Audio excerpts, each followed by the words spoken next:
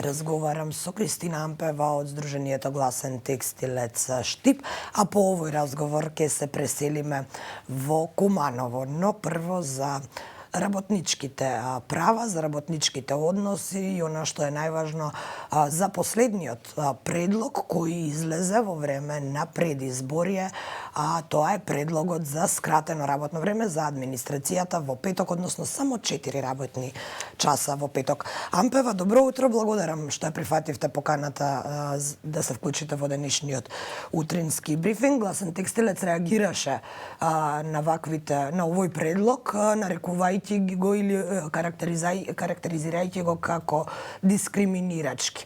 Ајде пред се да објасниме зошто е тоа така и секако во контекст на тоа колку се задоволни граѓаните пред се од јавната администрација и од ефикасноста на истата за да дојде еден предлог кој се однесува на скратување на нивното работно време, а не на било какво подобрување на ефикасноста на администрацијата.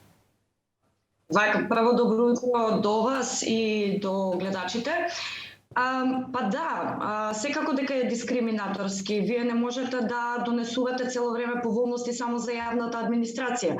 Посебно буни фактот дека ова се во предизборие се случува. Значи, јас разбирам дека и предизборие го сваќам сето тоа дека треба да се добијат гласови на јавна администрација и слично, меѓутоа ова не е одржливо. Ние збориме за македонска економија, не зборуваме за германска економија или австријска или веќе не знам каква. Значи, цело време вие да нудите поволности за јавната администрација и после се чудите зошто младите си оделе од државата или зошто младите им е најлесно да бидат дел од некоја политичка партија како би дошле до нели вработување во јавна администрација. Значи, прво не е одржливо, видете, бидејќи имаме јавна администрација, така која што зема плати благодарение на нашиот буџет, народен буџет. Народниот буџет знаеме кој го полни, нели? Вработените од приватниот сектор, невладини организации и слично. Значи, наместо да гледаме да имаме поголема куповна моќ на граѓаните од работниците од приватниот сектор, ние цело време велиме К15 за јавната администрација, а овде имаме колективен договор за стопанството кој што го потпишува нели Сојуз на синдикати на Македонија, каде што е дозволено дури 100 денара да се исплати К15 за работници од приватен сектор. И сега имате дополнително намалување на работно време со истата плата, ист коефициент, ништо не се менува. Значи, гледате дека цело време поволностите се за јавна администрација. Јас немам и ниту Сдруженијето има нешто против намалување на работното време, шведски модели и слично. Меѓутоа македонската економија кој прво не може да се го дозволи тоа, а како второ да дискриминаторски. Дополнително имате уште еден член во истиот закон, член 86, каде што се вели државните советници, вработени до денот на започнување со примена на овој закон, за кој нема да има работни места, на кои би биле распоредени, може да бидат предвремено пензионирани доколку на денот на влегување во сила на овој закон имаат навршени 50 години старост, имаат 15 години работен стаж. Значи, како може да нема место за државните советници и да одат? Што бенефициран стаж? Не разбирам. Ампева, ајде да прецизираме кој е вашето залагање овде. Дали работните часови на администрацијата да останат како и досега, 8 работни часа во петоците, како што и нормално во нашата држава, или предлагате, ако се прифати ова, да се намали истите тие часови да се скратат и кај целиот приватен сектор?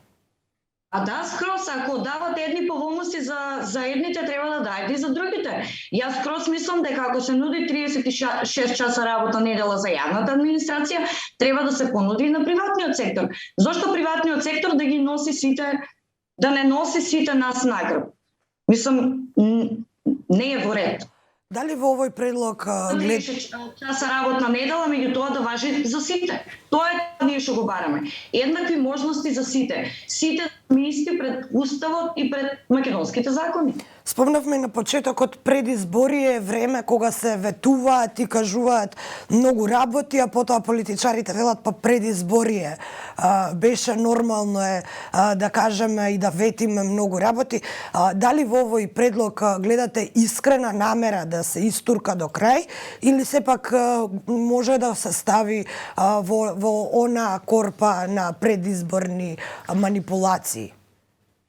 Па видете, со самото тоа што е на ЕНР, законот, оставен као наводно за коментирање, меѓутоа еве една страна out of record, коментарите на ЕНР никогаш не се прифаќаат, мислам дека е сериозно. И овде буни фактот што само единствено гласен текстилец и уште едно сдружение од Велес излегоа и кажа, ало, мислам, не е во ред. Не е во ред, дискриминација, евидентна дискриминација. Буни фактот што Сојуз на синдикати на Македонија и останатите синдикати не говорат ништо. Очигледно им одговара и на нив, бидејќи нивното членство е претежно во јавниот сектор. А за приватниот сектор никој не гукна апсолутно ништо. Значи, ние како здружение нема да дозволиме. Граѓаните исто така, иако молкот од синдикатите е гласен, евидентно им одговара ова, меѓутоа граѓаните нема да дозволат. Еве направете анкета со граѓаните во државата и ќе видите дека сите се против. Значи преку глава име на работниците од приватниот сектор да бидат граѓани не од втор, од трет ред. К15 за нив 100 денара, за јавна администрација се обеќаше фул износ. ССМ јавно се пофали со тоа, а ништо не прават во колективниот договор за приватен сектор, каде што е оставено на слободно толкување да се исплаќа К15 ако фирмата е наводно во финансиска криза, да се исплати 1 денар или 100 денара К15. Не е во ред. Каква е состојбата во Штип, особено во текстилната индустрија во последниве година или две, кога станува збор за регресот за годишен одмор? Ретки се компаниите кои што исплаќаат полни износ. Многу ретки, може да ги изброите на прстите на едната рака. Меѓутоа тоа не е само во текстилната индустрија, тоа во целиот приватен сектор. Значи, оставена е намерно дупка во општиот колективен договор од страна на Сојуз на синдикати на Македонија како потписник на истиот, за да можат работодавачите да се вадат на некаква економска загуба. Економската загуба некогаш значи купен нов джип за нивниот возен парк на работодавачите. Ампева, сосема за крај прашање за она што не се случи, а тоа е изгласувањето на новиот закон со кој што требаше недела да стане на работен ден или пак да се плаќа празнично или неделно како што налага законот за оние дејности кои ќе работат. Тоа не се случи, пратениците го избегна, го блокира практично, со што го оставија неговото решавање за после изборите. Каков е вашиот коментар за ова? Не е баш така. Еве, како не е Сојуз на синдикати на Македонија иницијатор, туку ние сме иницијатори, тоа беше ставено во изборната програма на Социјалдемократскиот сојуз на Македонија пред минатите избори парламентарни. Иницијативата беше недела неработен ден, така го замисливме ние и така го иницииравме ние како здружение, со тогашната министерка за труд и социјална политика Мила Царовска. Значи, ако се вели недела неработен ден, да биде недела неработен ден, освен за најнеопходните индустрии. Тие знаеме кои се производство на струја, оние печки кои што не можат да се изгасат, збориме за полиција, пожарна, здравство, дежурна аптека, тоа и до сега што го имаме. Моменталниот закон недела неработен ден, ние сме против овој закон, така да не сметам дека е блокиран некој добар закон. Ако збориме најискрено, бидејќи од почетокот ги гледам сите измени на законот за недела неработен ден и воопшто не ми се допаѓа што се ставени индустрии, како на пример производство на цевки или на керамички плочки.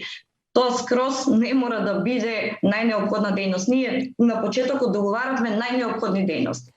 Ова законско решение воопшто не ми се допаѓа И сметам дека за оние кои што мислат дека некој нешто блокира и треба да биде блокирано ваквото законско решение.